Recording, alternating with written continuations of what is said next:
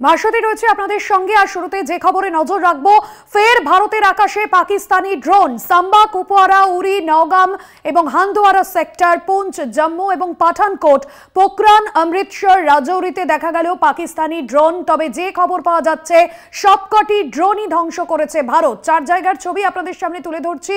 একদিকে জম্মুর ছবি আপনাদের সামনে তুলে ধরছি, আম্বালার ছবি দেখছেন, আখনুরের ছবি দেখছেন, ফিরোজপুরের ছবি দেখছেন। সবকটি জায়গাতেই কিন্তু ব্ল্যাকআউট করে দেওয়া হয়েছে। অর্থাৎ গতকালের হামলার পরেও আজ ফের হামলা পাকিস্তানের। এবং গতকালও আমরা দেখেছি যে একের পর এক ড্রোন হামলা ও মিসাইল হামলা, এবং সেই হামলা কিন্তু কার্যত বানচাল করে দিয়েছিল ভারত। আবারও আজ ফের হামলা। 4 জায়গার ছবি আপনাদের সামনে তুলে ধরছি। ফের ভারতের আকাশে পাকিস্তানি ড্রোন। সাম্বা, কুপওয়ারা, উরি, নওগাম, হান্দওয়ারা সেক্টর, পুঞ্চ, জম্মু, পাঠানকোট, পোখরান, অমৃতসর, রাজৌরিতে দেখা গেল পাকিস্তানি ড্রোন, এবং সবকটি ড্রোনই ধ্বংস করেছে ভারত।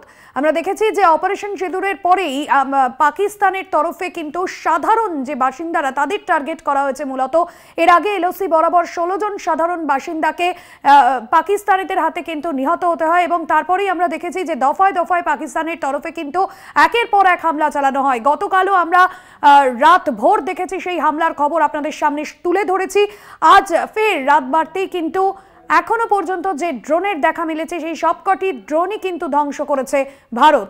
আমাদের সঙ্গে রয়েছেন আমাদের বিশেষ প্রতিনিধি দীপ্তিমান ভট্টাচার্য, রয়েছেন নিউজরুম থেকে। দীপ্তিমান, এই মুহূর্তে আমরা 4 জায়গার ছবি দেখাচ্ছি, এবং বেশ কটি জায়গায় যে ড্রোন হামলা পাকিস্তানের, সবকটি ড্রোনই ধ্বংস করেছে ভারত। আবারও ভারতের সাফল্য, এবং আবারও পাকিস্তানের যে ছক তা বানচাল করলো ভারত। কি পরিস্থিতি এই মুহূর্তে?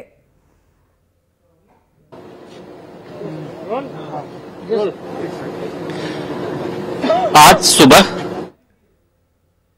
যেখানে ড্রোন আইডেন্টিফাই করা হয়েছে, প্রত্যেকটা জায়গায় কিন্তু ড্রোন নিউট্রালাইজ করা হয়েছে, এবং আকাশের সাহায্যে যে ইন্ডিয়ান এয়ার ডিফেন্স রয়েছে, সেই এয়ার ডিফেন্সের সাহায্যে কিন্তু প্রত্যেকটা ড্রোনকে কিন্তু আইডেন্টিফাই করা হয়েছে ফার্স্ট, এবং তারপর সেটাকে নিউট্রালাইজ করা হয়েছে।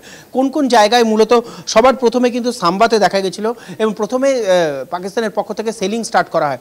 প্রথমে সেলিং স্টার্ট করা হয়, সেলিংয়ের পর কিন্তু কিছুক্ষণ পর বিভিন্ন জায়গায় কুপওয়ারা থেকে আরম্ভ করে বিভিন্ন জায়গায় যখন সেলিং স্টার্ট করে, সেলিংয়ের পর কিন্তু ড্রোন নিয়ে তারা আসে, এবং সেই ড্রোনগুলোকে কিন্তু প্রথমে আইডেন্টিফাই করা হয় এবং আইডেন্টিফাই করে নিউট্রালাইজ করা হয়।